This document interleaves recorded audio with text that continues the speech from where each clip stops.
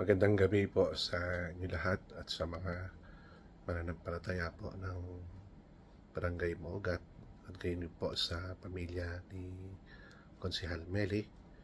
Maraming salamat po sa mga pagkakataon po na kayo po'y naging daan ng pagpapala at biyaya ng iyong pong patuloy na pagsuporta sa ating minamahal na kapilya at gayon din po sa inyong paglilingkod bilang isang konsehal ng barangay.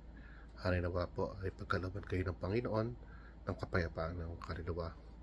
Kahabagan ang inyong mga pagkukulang nung kayo po ay nabubuhay pa.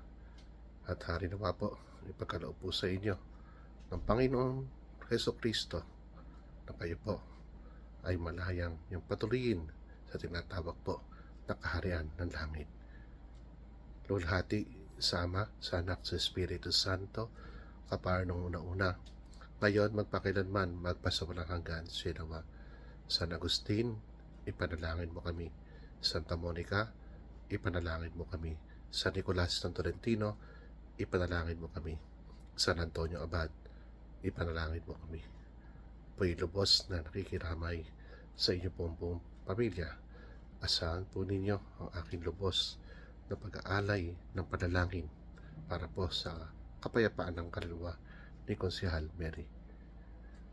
Magandang gabi po sa inyo lahat.